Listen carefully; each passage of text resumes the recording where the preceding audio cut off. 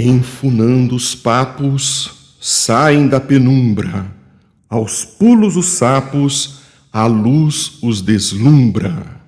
Em ronco que a terra berra o sapo-boi. Meu pai foi à guerra, não foi, não foi. O sapo tanoeiro, parnasiano aguado, diz meu cancioneiro, é bem martelado, verde como o primo, em comer os hiatos, que arte nunca rimo, os termos cognatos. O meu verso é bom, frumento sem joio, faço rimas com consoantes de apoio. Vai por 50 anos que lhes dei a norma, reduzir sem danos as formas, a forma. Clame a saparia em críticas céticas, não há mais poesia, mas há artes poéticas. Urro sapo boi, meu pai foi rei. Foi não foi, foi não foi, foi não foi, foi não foi, foi não foi, foi não foi, foi não foi, foi não foi, foi não foi. E vamos começando o nosso curso, né? Tinha pedido para fazer esse último por Zoom, né? Que a gente consegue, pelo menos, fica mais quente, a gente vai se vendo, né? Se bem que foi boa a experiência, eu achei bem legal fazer pelo YouTube, né? Só que aí o contato é posterior. Depois, quando eu terminei, é que eu fui ler todos os comentários. Nós anotamos aqui, inclusive, todas as perguntas que ficaram a responder, né? Que não deu para responder tudo ontem, e eu vou tentar respondê-las de uma forma sucinta, né? Mas então, a gente, nesse tempo de mundo, cada um num canto, né? Você tem que criar esses mecanismos de aproximação, né? E aí, por essa sala, fica bom. E, e também vai haver a transmissão pelo YouTube, que vai ser liberada, então logo a gente acabe a aula hoje, né? Está previsto para acabar às 9h30. Aí, às 10 da noite, está liberado no canal do ICC, assim como as duas primeiras aulas, estão totalmente liberadas, né? Aí, sobre isso, eu queria relembrar que para a gente é muito importante, se vocês puderem se inscrever no canal do ICC, Instituto Casa Comum, né? E, e aí tem um sininho também, que é tecla lá, porque aí vamos poder receber esses materiais que a gente tem produzido, como esses microvídeos. Foi uma experiência que nós começamos o ano passado, para apresentar ideias, né? E vai jogando aí para viralizar em WhatsApp, em redes, né? Coisas muito curtas, né? Como ali o conceito da caverna de Platão e vários outros de programas, né? De podcasts que a gente tem realizado. E pelo canal também tem os outros cursos que nós organizamos, né, o ano passado, que estão dando bons frutos, né, Celso? E como o curso A Beleza Salvará o Mundo, com curadoria do Benjamin Taub, depois o Periferias Potentes, curadoria do Denis Oliveira, da USP, e o Escute e Escrita, com a Marília Librandi, o Sérgio Paira, né? Esse, inclusive, nós vamos experimentar daqui umas semanas, vamos lançar o curso inteiro, e nós gravamos, vamos transformar em podcast. Já estamos fazendo isso. Por que que nós estamos indo nessa linha? Para tentar entrar nesse campo da apresentação de ideias de uma outra forma, nesse ambiente em rede, né? E para isso contamos com a ajuda de todo mundo, né? Que possa contribuir. Há também o canal do Instituto Casa Comum no Spotify. E por isso, quem puder nos seguir nesse canal, né? Nós temos todos os podcasts já feitos, vários, né? Quase uma centena de episódios e acho que vamos chegar nos 200 até o final do ano. O Criança Pode, para criança, que é uma maravilha para pais ouvirem com os filhos, até dentro do carro, por exemplo, em escolas também, né? Professoras utilizarem o programa, o Poéticos Encontros, o Musicar de História, que é a História do Brasil pela Música, há vários programas muito, muito lindos aí. Até radionovela nós fazemos, estamos tentando fazer uma segunda radionovela esse ano ainda. A primeira foi inspirada na obra O Idiota, do Dostoiévski. Bom, mas eu não estou aqui para ficar falando das nossas programações, senão vai o tempo do curso, né? Antes, eu queria também, antes de começar, agradecer imensamente a parceria com a Escola de Políticas Culturais, que surgiu exatamente a partir da mobilização pela Lei Aldir Blanc e a articulação da emergência cultural, que foi um movimento que a principal articulação que resultou na aprovação da Lei Aldir Blanc. Então, essa é uma parceria fundamental para a gente, assim como também com a mídia ninja, inclusive a, a plataforma do Zoom que nós estamos utilizando hoje é da mídia ninja, porque a nossa não caberia, e o número de pessoas que estão chegando, né? Precisaríamos de uma plataforma mais ampla, né? Ao Marcelo Ferreira, querido amigo aí, de todas as horas, dos pontos de cultura, que nos bastidores é quem está organizando todo esse trabalho. Aliás, sobre isso, eu pediria para vocês continuarem nos grupos de WhatsApp, porque ainda vem várias informações pelo grupo. O grupo está fechado para comentários exatamente para ser um meio ágil de comunicação com todo mundo que se inscreveu. Inclusive, bibliografia que foi utilizada no curso, eu vou apresentar e mandar pelo grupo. A única coisa é que o professor aqui é meio bagunçado um pouco, então eu só vou conseguir fazer depois de terminar o curso, mas até o final de semana todo mundo vai receber. Então, não saiam, porque aí vocês vão ter como receber. E também a gente vai criar um canal no Telegram, ainda não foi criado, exatamente com todas as pessoas que estão nos grupos de WhatsApp, que é para que aí a gente abre o canal para debate, fica uma coisa mais interessante. Eu não sei direito como funciona, mas o Marcelo que está cuidando disso, mas se ele diz que é mais eficaz assim, eu acredito, né? Porque nós tivemos que dividir vários pequenos grupos de WhatsApp, né? E aí pelo Telegram fica tudo concentrado. Então, em breve isso vai acontecer, por isso permaneçam no grupo. Depois, quando tiver tudo resolvido, aí a gente fecha o grupo, porque ele foi um veículo de comunicação. Também quem tem recebido os e-mails que nós mandamos, né? Se vocês puderem, tem alguma coisa de favoritar o e-mail. É bom, porque a gente está mandando comunicações do Instituto Casa Comum, quinzenalmente, e aí não vai para a caixa de spam, vai direto para a caixa principal de vocês. E tem muita coisa boa, tem muita gente envolvida, estamos criando muita coisa, né? Também algo que eu esqueci de falar no começo, né, na primeira aula, não sei se eu devia ter falado na primeira, mas a atenção de organizar tudo, né?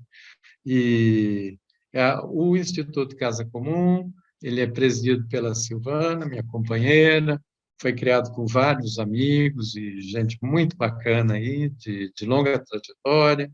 A gente tem uma parceria com o programa Escolas Ocorrentes, que é um programa que foi criado pelo Papa Francisco, a partir da ideia da difusão da cultura do encontro.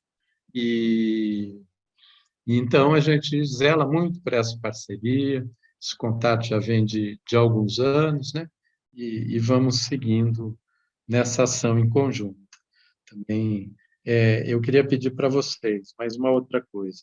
Nos sigam no Instagram, no Twitter e no Facebook, como ICC, Instituto, às vezes está ICC, Casa Comum, ou Instituto Casa Comum, que aí seria muito, muito importante que ocorresse.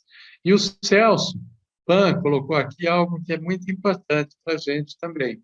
Foi a partir dessa ação, mesmo do Instituto Casa Comum, que teve um chamado do Papa Francisco para as novas economias. Inclusive, agora, em outubro, vai acontecer um congresso com jovens lá em Assis. E aqui no Brasil, a gente foi difundindo e articulando, disso nasceu a Articulação Brasileira pela Economia de Francisco e jogamos a antropofagia brasileira no meio, e tinha que ser as novas economias, homem e mulher, né? Então, colocamos a Clara junto, né? Quem conhece a história, São Francisco, Santa Clara, lá. Então, é esse simbolismo. Não é algo religioso, muito ao contrário, totalmente laico, aberto, mas tem essa referência, né? No homem de Assis, né? São Francisco, né? Uma pessoa admirada, independente de religiões, né? E assim como Santa Clara também, e é essa busca pelas economias populares, solidárias, né? E dentro disso, que é o que o Celso colocou, a gente está começando uma ação para criação das casas de Francisco e Clara. É como se fosse um ponto de cultura sobre novas economias, uma incubadora de economias solidárias, populares aí pelo país, já estão surgindo várias. Então, se agreguem, quem tiver, não é tema de hoje, né? Procurem aí a articulação brasileira pela economia de Francisco e Clara. Por último, derruba o veto. Há duas leis muito importantes que foram aprovadas no Congresso e vetadas pelo Bolsonaro. A lei Paulo Gustavo, que libera um recurso travado no Fundo Nacional de Cultura, e a Lei Aldir Blanc II, que assegura um recurso de 3 bilhões de reais por ano, durante 5 anos, em transferência direta para estados e municípios. Essas duas leis houve o veto, e o Congresso pode aprovar, derrubar o veto. Teriam ido a voto hoje, quinta-feira, né? Mas não foram. A votação foi adiada para quinta que vem. É muito importante que todo mundo se mobilize para assegurar a derrubada do veto. Há maioria para a derrubada do veto, mas o governo tem tentado postergar e arrastar essa história. Então, quem puder se mobilizar em torno disso, porque são duas leis fundamentais para a cultura. Agora eu já falei demais, e eu queria, como na nossa linha de encantamento, né, começou ali com o mestre Lumumba, e até serviu de referência para essa discussão sobre a viagem à semente, né? Ontem aí o Keck, que também mandou um poema que ele fez na primeira aula, né? Mandou na madrugada para mim, aí pedi para ele reclamar, e hoje queria aqui também amigas e amigos queridíssimos, abrissem esse nosso encontro. Primeiro com a Claudine Mello, que ela é a curadora e apresentadora do Poéticos Encontros. Ouçam Poéticos Encontros, é uma série lindíssima de podcast, e já produzimos bastante programas, vocês vão gostar bastante. Então, Claudine, por favor, eu não estou te vendo aqui. Acho que você está por aqui, né? Que a gente já tinha conversado. Ai, Claudinho. Eu estou aqui, sim. Então, boa noite, gratidão imensa de estar aqui. Estão me ouvindo? Vocês estão me ouvindo? Minha internet travou. Então,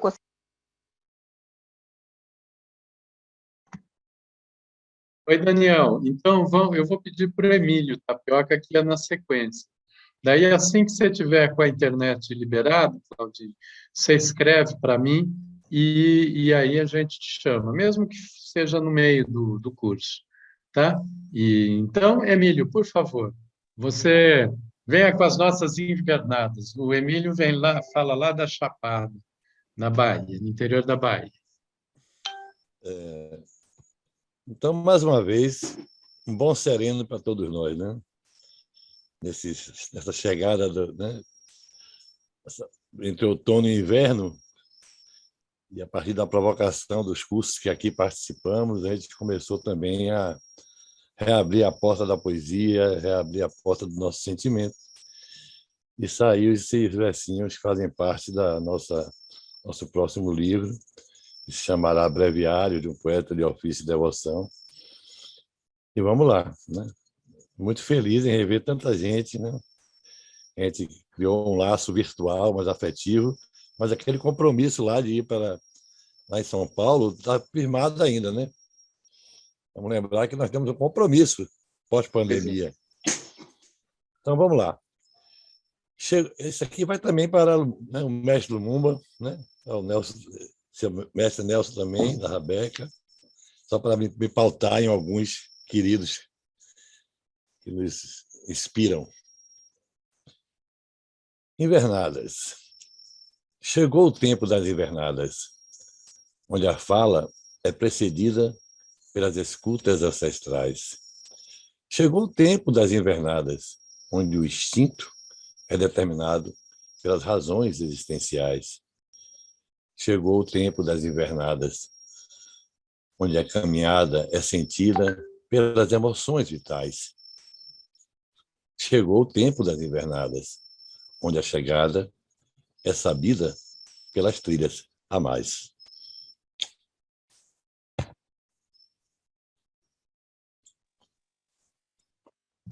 Gratidão, meu povo. Obrigado, Emílio. E a Claudine, acho que já está com um Voltei, sinal melhor? voltei.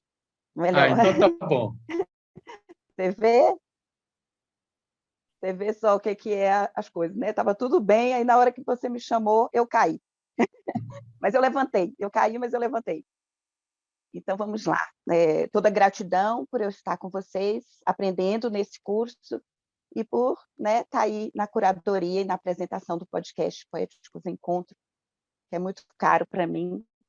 Mas hoje eu separei uma poesia de uma pessoa que eu admiro muito, creio que todos vocês. Então, vamos lá. Depois eu digo quem é. O título do poema: E então, que quereis? Fiz ranger as folhas de jornal, abrindo-lhes as pálpebras piscantes. E logo, de cada fronteira distante, subiu um cheiro de pólvora, perseguindo-me até em casa. Nestes últimos 20 anos, nada de novo ar do rugir das tempestades. Não estamos alegres, é certo, mas também por que razão haveríamos de ficar tristes? O mar da história é agitado, as ameaças e as guerras haveríamos de atravessá-las, rompê-las ao meio, cortando-as como uma quilha corta as ondas. Esse poema é de Vladimir Mayakovsky. Ele escreveu em 1927. E esses 20 anos que ele fala, não é dos 20 anos da Revolução Russa, né? Mas os 20 anos a partir da prisão dele. Ele esteve preso por 11 meses, exatamente porque lutava pela liberdade. Ele morreu em 1930. E Vladimir, ele nos fala dessa questão que o Célio tanto abordou no nosso curso, que é a questão de enfrentar, né, do enfrentamento. E aí, por coincidência, e não por coincidência, mas por providência, eu acredito, um amigo poeta, antropólogo, chamado Alex Hatz, ele escreveu um poema nessa noite e publicou no blog dele. E eu entendi que era a continuidade do que Vladimir estava dizendo para nós. O nome do poema é Nem Toda Véspera é Espera. Amanhã é ciclo, envelheci e a insurgência permanece. Tento ser radical, não consigo. Tento compreender, contemporizo. Saio do sério, implodo e explodo. Aprendo a diferença entre território e desterro. Mal ocupo a trincheira para defender nosso pessoal. Me dizem que é hora de assumir outro posto. Me reconheço no meu corpo e descuido dele. Desejo corpos e tenho dúvidas entre raça, gênero, número e grau. Me excito, cruzo a linha, me excito e me ferro, afio minha ira contra as supremacias e as burocracias que barram as utopias. Me disseram que meus bens são de madeira, papel e palha. Não aguentariam fogo ou água. Não quero mais que isso. É cedo para falar sobre o destino dos livros. Cada vez mais guardo o amor, o abraço e o beijo para pessoas muito próximas. Me fecho e sou porta cheia de prestas. Não resisto ao brilho dos olhos que me encaram com estranhamento e promessa. Minto. Abraço e beijo gente estranha, como fizeram comigo desde os anos 70. Não tento mais tocar música para animar uma pista de dança. Sigo ávido para mostrar uma canção, um poema, um filme, um livro, para estudar com estudantes. Quase não rio nas fotos e brinco até dar nó no sistema nervoso, raivoso, amoroso central. Oscilo entre altos, por vezes muito altos, e baixos, por vezes muito baixos. Me encapsulo e me vejo às voltas com cápsulas. Lembro de um local emparedado e frio. Não finjo mais que sou forte. Viajo menos, somente durmo perto de amizades e amores. Ancestrais me deram o machado das coisas justas e o espelho das coisas reflexas. Eu os cultivo, onde houver pedreiras e águas. Sou quase um mais velho e a gente antiga fala comigo. Expandi o silêncio e as prefigurações. Percebo algo que vem para frente e não convém contar em público. São vésperas e não esperas. Alex Hatz.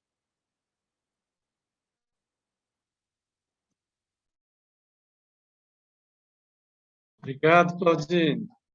E agora, para encerrar, eu queria muito que a gente tivesse uma apresentação da Jaqueline e do Celso Pan, né, que prepararam para nós hoje. Eu pedi para eles que fazem também o programa Criança Pode, que é uma lindeza, escutem, que vocês vão gostar muito.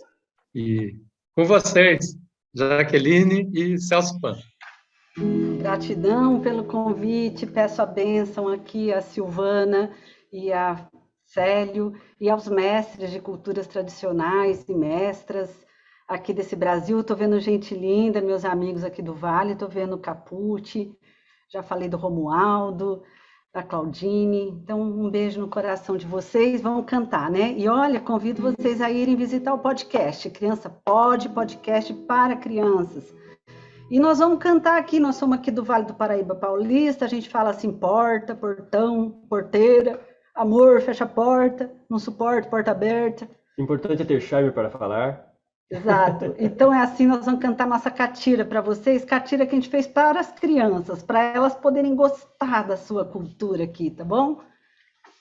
Então vamos lá, se quiserem dançar também aí a catira, pode dançar. Bater palma também, assim, ó. No pé da laranjeira tem um ninho de barro, pode ser do João, João de barro. Pode ser do João, João de barro. Sabe a laranjeira tem um peito dourado, voa cantar canção pros namorados, voa cantar canção pros namorados. A catira! Olha o pé! Bora. Queria ser passarinho pra poder olhar pra baixo, ver tudo pequenininho, casa, cavalo, riacho, ver tudo pequenininho, casa, cavalo, riacho. A catira!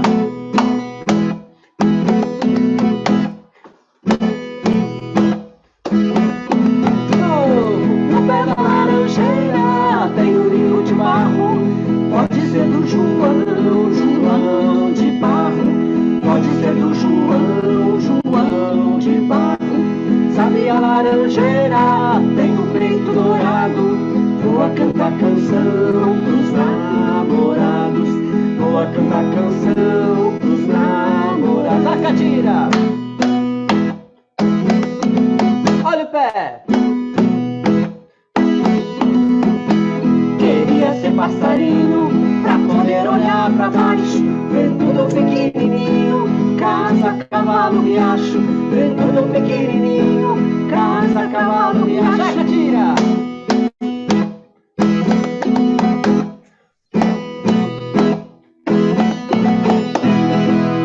Eita, nós lá em casa. Obrigado, Eita, Celso, nós. Jaque. Que Obrigado. lindeza. Obrigado mesmo. Um salve aí para o Beleza. mestre Lumumba de ontem, mestre Paizinho e todos os mestres, tá bom? E Ah. mestre. Valeu. Agora a gente começa, para Aí. ter tempo aqui, né? Mas esse processo de encantamento ele é fundamental se a gente quiser reconstruir um movimento de esperança, de mudança para o Brasil, para o mundo, né? Tocar a criança também, né? Aliás, os modernistas trabalhavam muito, o principal é o Mário de Andrade, né? Eu falo, né? Mas, enfim, o Mário de Andrade atuou muito nisso, inclusive ele criou os parques infantis em São Paulo. Vale a pena a gente estudar o que era a experiência dos parques infantis, da vanguarda em processo de educação para os tempos atuais. Isso era lá de 1936, né? Mas o que nós estamos fazendo e a busca por uma emergência cultural e esse sentido do agir é o persistir na existência. É isso que nós estamos fazendo. E a luta é como um círculo, que pode começar em qualquer ponto, mas ela nunca termina. Então, é assim, é um círculo que, de repente, ele vira espiral, né? Muito dos recuos que tem havido no mundo, né? E a gente tem ficado deprimido, aí todo esse sentido da potência que tem sido abafado, né? E aí é algo secular, né? Mas que tem se agravado nas últimas décadas, né? É fruto de que, de certa forma, ah, os humanos, as sociedades, as comunidades permitiram também que isso lhes fosse quitado, fosse arrancado, né? E a potência foi sendo deprimida, né? Quando se deprime a potência, a capacidade de agir e de transformar, ela é reduzida, né? É isso que caracteriza um pouco o nosso tempo. Mas não é só de agora, não. O Spinoza, um filósofo judeu de origem portuguesa, que morava em Amsterdã, isso no século XVII, ele já tratava disso. Então, também a gente não fica só, senão a gente fica só amargurando, achando que o problema é do nosso tempo, né? Tem muita história isso, né? Mas aí, para que a gente retome esse sentido da potência, é necessário que a gente recupere o sentido da palavra revolução. E revolução enquanto uma metamorfose, uma mudança profunda, que precisa ocorrer em nossas vidas e na sociedade. A não ser que a gente queira adotar uma, uma postura de manutenção de toda essa realidade injusta que tanto nos atormenta.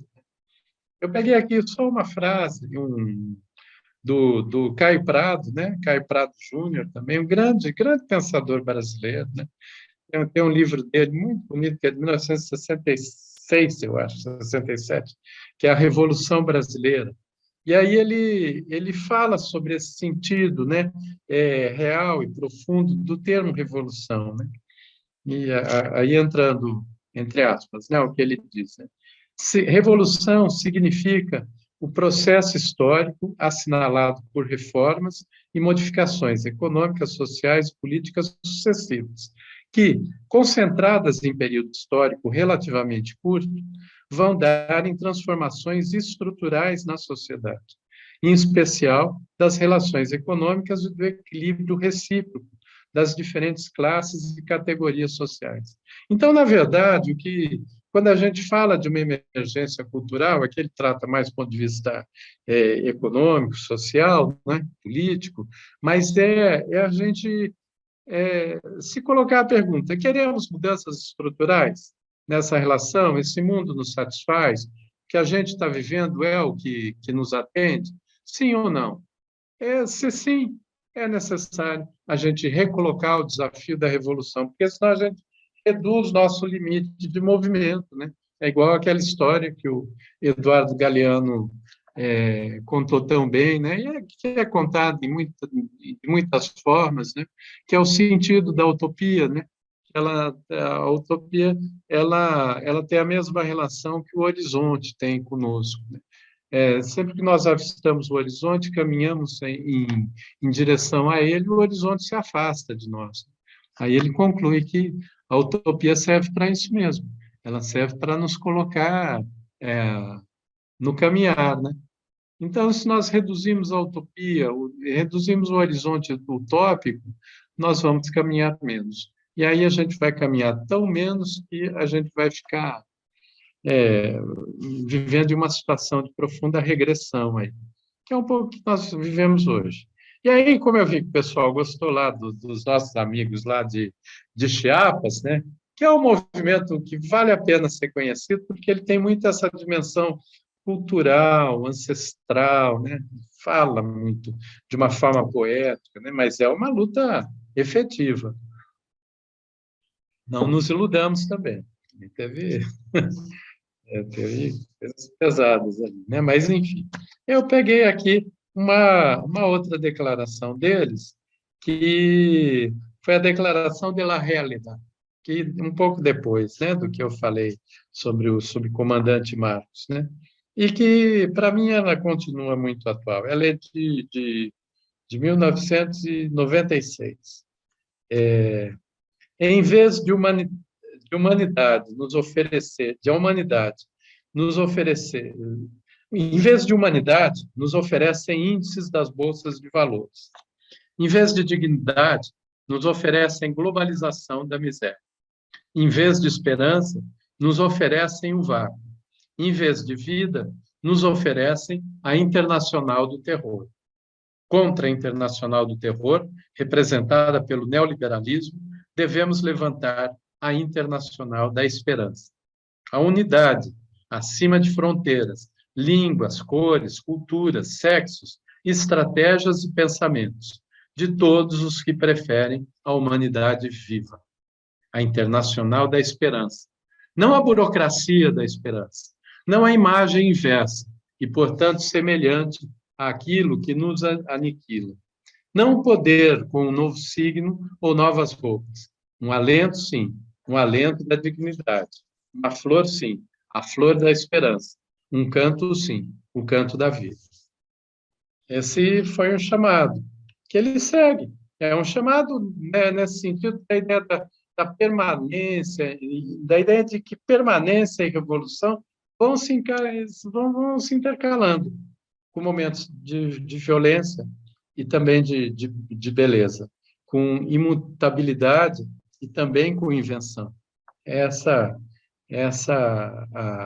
a equação de talvez a gente conseguir se encantar de uma outra forma.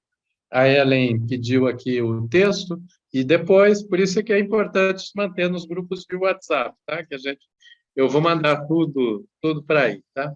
Mas antes de prosseguir, eu queria passar um vídeo, Daniel. É um vídeo de 1 minuto e eu acho que seria muito importante que a gente visse o vídeo, por mais incômodo que eles nos tragam. Pode ser, Daniel? Por favor. Vai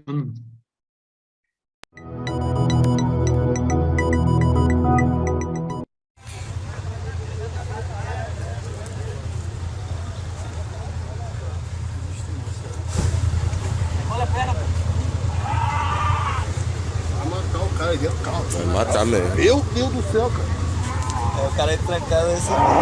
Vai matar o cara ali dentro, mano. Viu com bagulho arde, cara.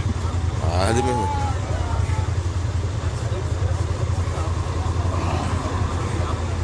Vai matar o cara, velho.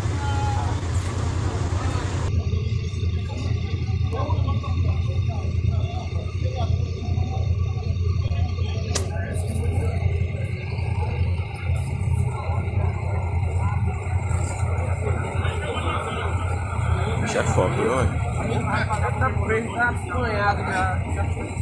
Aí eu achava pra agora e bota mais no bicho da neve. O bicho tem força, né? Não é certo não, por isso.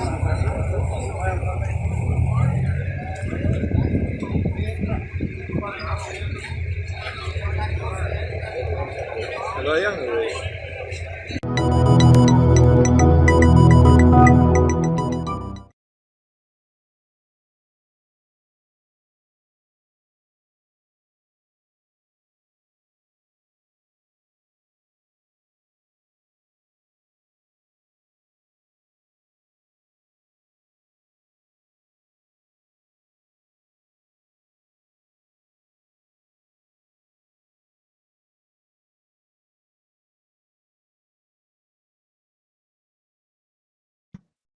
Eu tô sem som, né? Agora sim. Oi, agora tô com som. Eu pedi para colocar essa imagem, por mais dura que seja, né? Estou vendo aqui até o rosto da Jaque aqui, de ter visto isso, né? É algo de um espanto, de um horror, né? É inimaginável. Mas isso não é diferente do que houve com o extermínio de judeus e outros indesejáveis sob a Alemanha nazista. Aliás, essa técnica de colocar pessoas dentro de caminhões e jogar, inclusive, o escapamento dos veículos para matar essas pessoas, né, dentro dos caminhões, ela foi utilizada bastante. Onde? Em Auschwitz, né, e, em vários desses lugares, assim, e de uma forma sistemática, industrializada, né? A que ponto nós chegamos aqui no Brasil?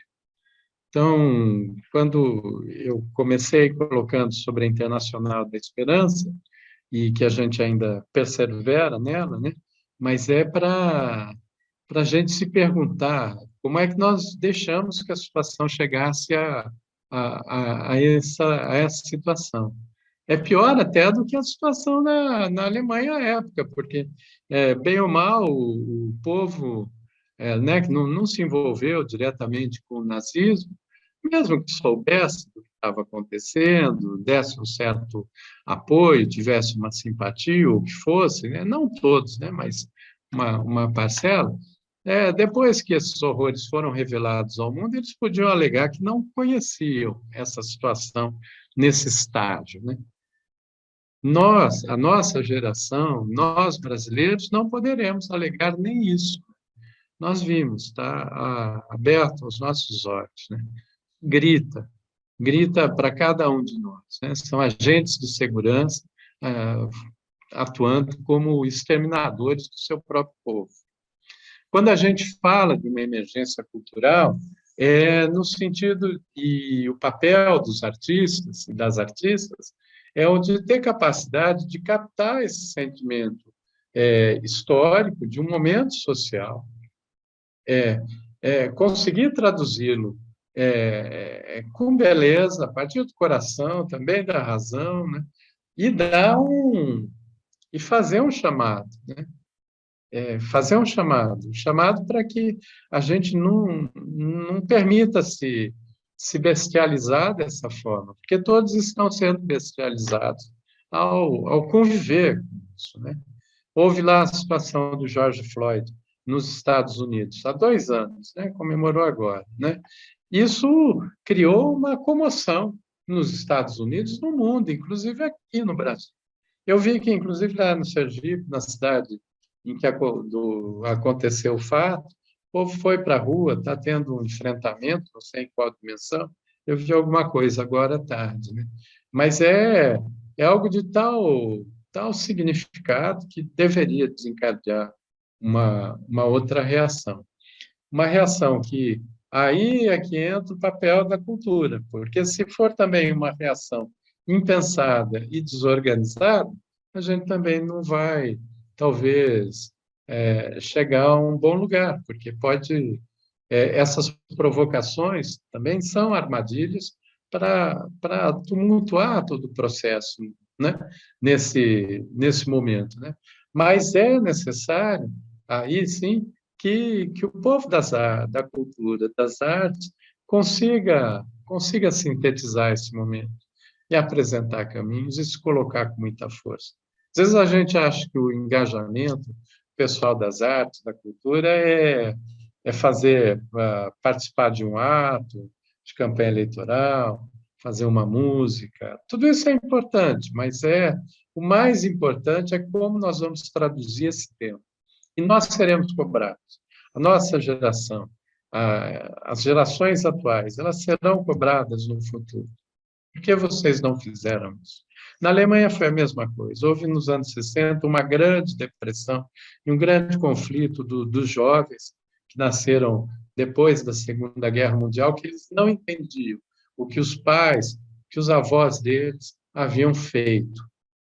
Então, foi uma situação que só se resolveu depois de muito tempo de ação na Alemanha, né? Eles não compreendiam, não é só aquele, aquele general, aquele sargento horroroso e genocida assassino, não são só esses dois policiais rodoviários federais, né? Todos têm uma parcela de responsabilidade nisso. Daí o papel da cultura e da arte de trabalhar sobre isso, né? E é isso mesmo que aqui eu estou vendo da Adelina, né? O papel dos negros, né? Que foi o que eu coloquei no primeiro dia, né? Da Semana de Arte Moderna. Principal pensador do que se definiu dali adiante, em termos de Semana de Arte Moderna, era um homem negro e gay, o Mário de Andrade. Esse foi o papel desse pensamento assim profundo e que ele perseverou nessa busca dessa identidade do povo brasileiro com uma série de ações, né? E isso eu peguei um parênteses aqui que eu vi um comentário, né? Então aqui agora eu queria partir para um passo seguinte, né? Porque a gente vai abrir um pouco mais para conversa, vou ser meio sucinto na minha fala. E, para isso, para ser melhor, eu pego um texto que eu mesmo escrevi e para organizar, senão poderia me perder. O passo seguinte, a afirmação da identidade, aqui eu estou falando na relação com as identidades, né? O passo seguinte, a afirmação da identidade, seria ultrapassar a autoidentificação, até conseguirmos encontrar a capacidade de nos reconhecermos no outro, por mais diverso e diferente que esse outro possa ser. Esse passo é o da empatia, ou da alteridade. Não é fácil se reconhecer no outro. E até o autorreconhecimento é um exercício difícil, em que passamos a vida tentando saber quem somos e não chegamos a uma conclusão. Imagine saber quem somos a partir do outro, ainda mais quando esse outro nos parece tão diferente e perigoso. É a arte que pode nos convidar para esse jogo profundo, ininterrupto, de autorreconhecimento no outro.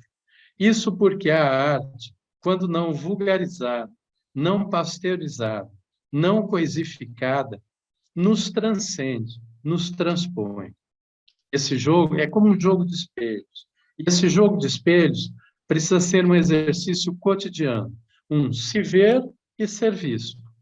Ao sermos vistos em processos assim, também nos vemos no outro, que, por outro lado, nos verá a partir dele. Nessa combinação, nesse exercício sistemático de troca de afetos e reflexões, vamos combinando o fora para dentro e o dentro para fora. Não basta ter um olhar benevolente, tolerante e até de cumplicidade e apoio em relação ao outro.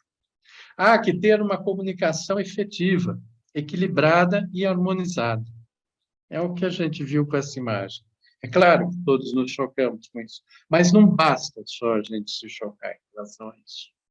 E esse equilíbrio ele tem que ser sem hierarquias culturais, em que ambas as partes se disponham a dar e receber, a afetar e serem afetadas. Pelo olhar do outro, descobrimos quem somos nós, assim como, a partir de nós, o outro descobre quem é. Aí eu, trabalhando com arte, cultura, já desde os anos 70, eu queria dizer, e mesmo também em militância social e política, que eu não vejo outra forma de expressão humana mais eficaz para produzir esse jogo de espelhos, esse diálogo, que a arte. A arte é que nos transpõe, a arte é que nos leva para outras realidades. A gente viu aqui com a Catida, a gente vai para o nosso tempo de criança, né? E a gente se sente lá, mesmo quem não é do universo caipira, do Vale do Paraíba, do interior de São Paulo, né?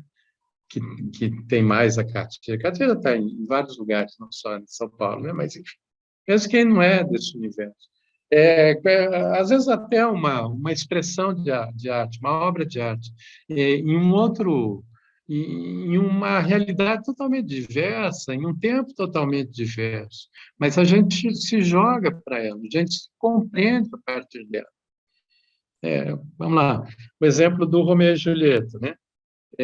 Não é necessário que eu diga o que significa um amor de Romeu e Julieta, porque apenas em citar Romeu e Julieta, essa obra, né, mundialmente conhecida, que aconteceu lá em Verona, e o Shakespeare nem foi para Verona, então ele imaginou Verona, né, de amor adolescente, intenso, que vai às últimas consequências, e foi, e sintetiza esse romance de amor de Romeu e Julieta, ela dialogou com o mundo todo, como também uma série de outras obras. Ou seja, a gente consegue experimentar emoções, sensações a partir da obra de arte, coisa que, às vezes, em vida nós não experimentaríamos, não é?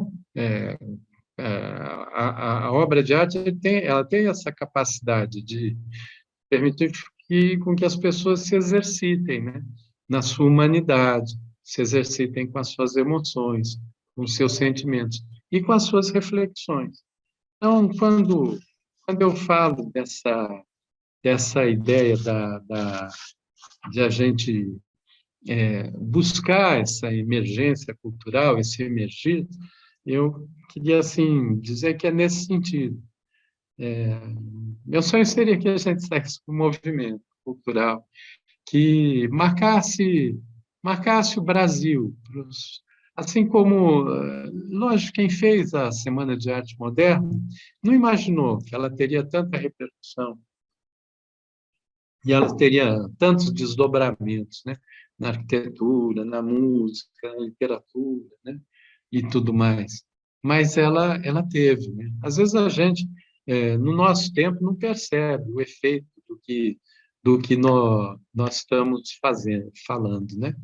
Mas é necessário, e é por isso que eu comecei a primeira aula falando sobre a Semana de Arte Moderna, é necessário que a gente veja que há alguns movimentos que eles se transpõem, mas ela se esgotou.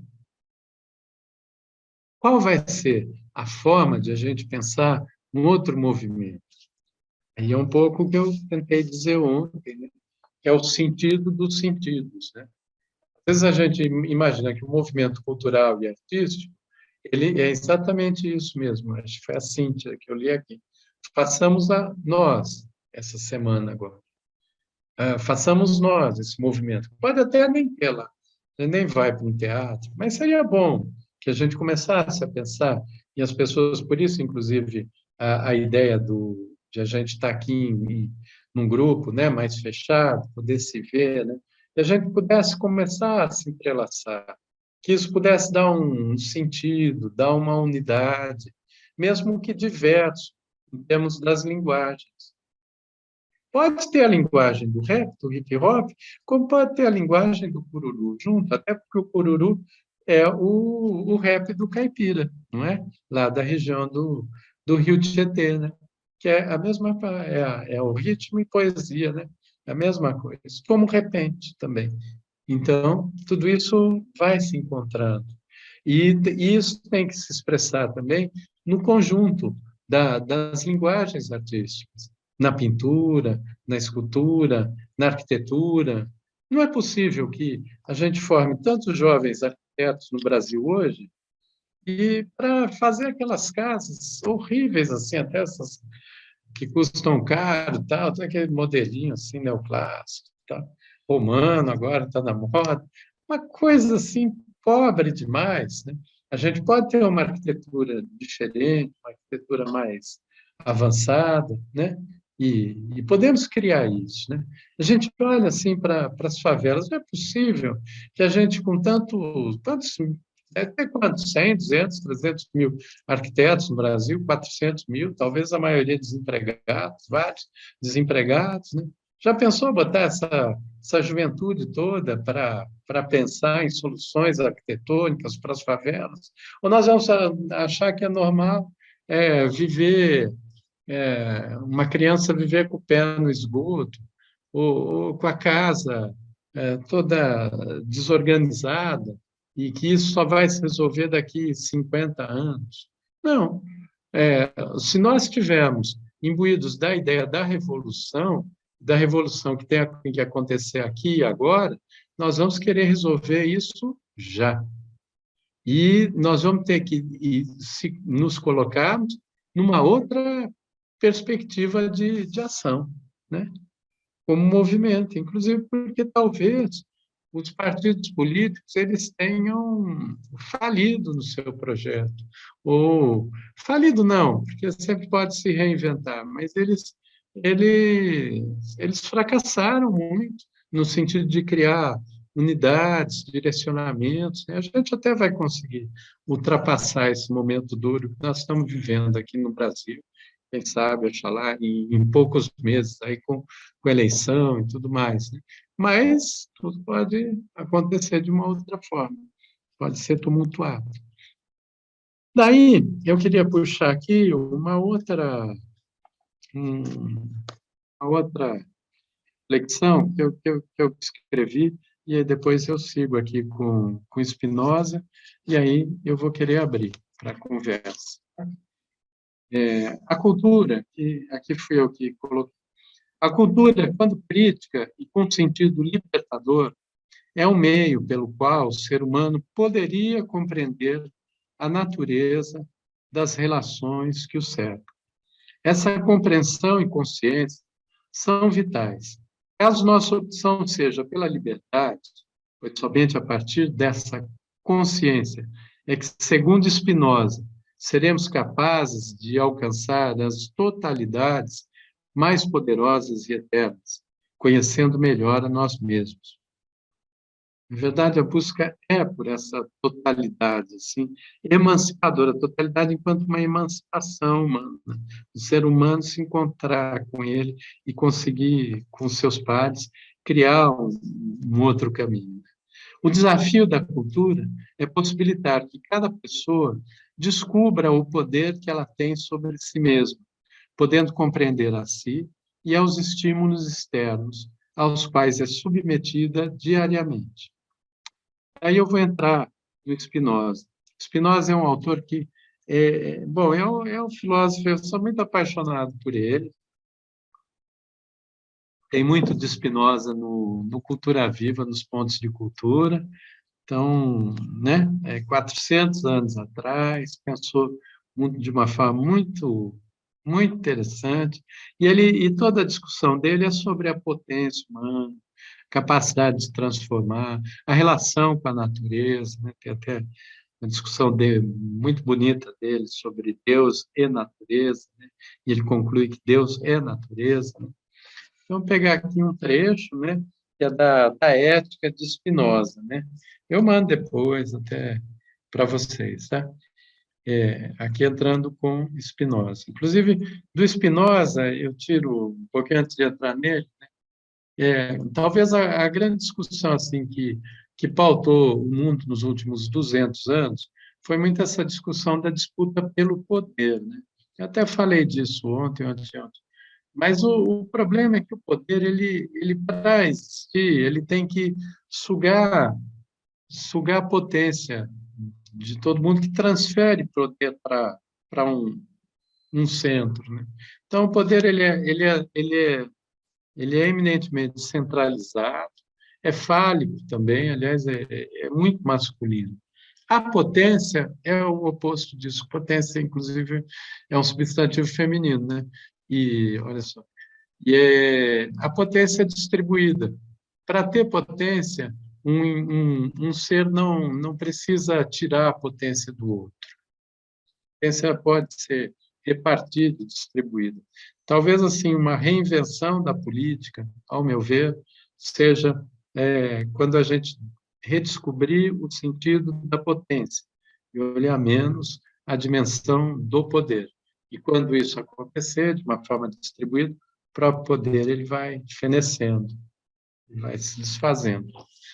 A potência humana, aí agora entrando no Spinoza, a potência humana é, entretanto, bastante limitada sendo infinitamente superada pela potência das coisas exteriores. Por isso, não temos o poder absoluto de adaptar as coisas exteriores ao nosso uso. Contudo, suportaremos com equanimidade os acontecimentos contrários ao que postula atender à nossa utilidade. Se tivermos consciência de que fizemos nosso trabalho, de que nossa potência não foi suficiente para poder evitá-los, e de que somos uma parte da natureza inteira cuja ordem seguimos.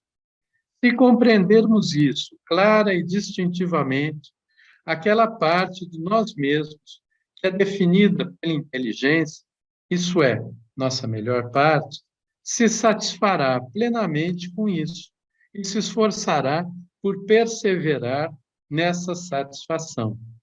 Pois, à medida que compreendemos, não poderemos desejar senão aquilo que é necessário, nem nos satisfazer absolutamente, senão com o verdadeiro.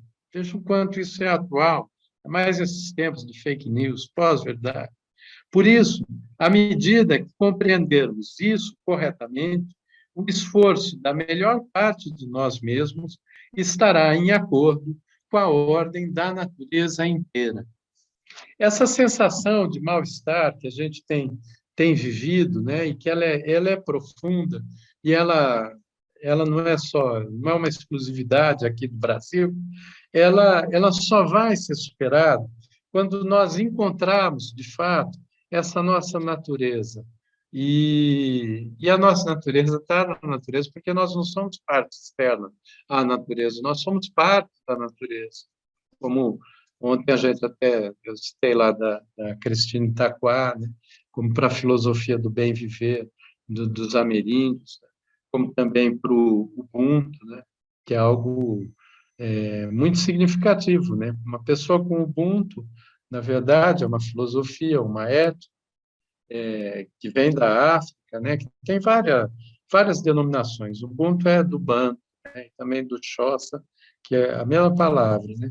Que é força em movimento, né? E que é o seguinte: a humanidade de uma pessoa só se realiza na relação com a humanidade dos outros. É esse sentido do jogo da alteridade, do jogo de espelhos, né? Enfim, era o que eu tinha a dizer, assim. Eu queria agradecer imensamente. Sei que foi um pouco extensa esse conjunto assim de tempo, mas era muito necessário, porque se a gente quer fazer um agir, esse agir vai ter que ser coletivo, né? E nós vamos ter que sentir essa rede, essas pessoas todas, né? Em cada lugar, né? Não vai ter outra forma de irmos adiante. Eu concordo com Cláudio, com Lanise, com vários aí que se falaram. De fato, a gente vai ter que agora terminar com perguntas para nós mesmos, né? Porque não houve a reação devida, né? Em outros momentos ela houve, por que não? Eu até li alguém aqui falou, o ato de filmar era uma ação, né? Mas o fato é que aquele homem foi morto ali, à frente de todo mundo, né? E o principal ato naquele momento era impedir aquela barbárie, né? E por que não houve, né? Não era tão difícil. Inclusive, quando eu era garoto, aí, tinha uns 19 anos, eu fui numa greve, um monte de material, panfleto, no interior de São Paulo, cidade de Salto, e eu fui detido pelo delegado, e eu comecei a falar com os operários, eu não era operário, era estudante. E, de repente, eles arrebentaram a grade da fábrica que eles estavam em greve, eles cercaram a Brasíliazinha lá, que era do interior, e ameaçaram virar a Brasília se eu não fosse preso. O delegado tremia, falava, ele é agitador profissional, ele é agitador profissional. Não era verdade. Eram aqueles operários ali que cercaram a coisa, né? Isso faz um tempo, foi lá 80, por aí. E acho que 80 mesmo. Por que não houve isso naquele momento, né? Eu me perguntei a mesma coisa, Lanice. Também todas essas reações, esses movimentos, o que pode vir para o Brasil nos próximos meses, né? Às vezes nós estamos felizes aí até com as possibilidades de saídas eleitorais, mas fiquemos alertas, né? E para ficarmos alertas é necessário a gente se colocar. Mas a nossa principal ferramenta, aquilo que a gente tem de melhor para oferecer nesse momento, que com esse coletivo, é essa capacidade de perceber o ambiente social e traduzi-lo em encantamento e esperança. Porque sem encantamento e esperança, talvez o agir não aconteça. Mas ela se põe em movimento, porque alguém está lá aquelas tribos indo-europeias, né, no meio do deserto, olhando montanha gelada, que fez aquele povo lá sair em movimento, né? Alguém olhou assim e falou, sente, e apontou, é para lá que nós vamos, né? Talvez esteja faltando isso. Mas isso fica para as próximas, não era intenção, assim, a gente seguir com outros encontros, né? Mas eu acho que vale muito a pena, e a gente começar a tematizar, não é? Discutir mais a fundo a história do Brasil, as nossas experiências, né? Houve grandes momentos na história do Brasil que estão escondidos e eles vão ter que vir à tona se a gente quiser fazer emergir um Brasil que seja realmente bom, justo para todo mundo. Era o que eu tinha a dizer por hoje. Queria agradecer demais a presença, agradecer novamente Medialinja pela parceria, a Escola de Políticas Culturais, a articulação pela emergência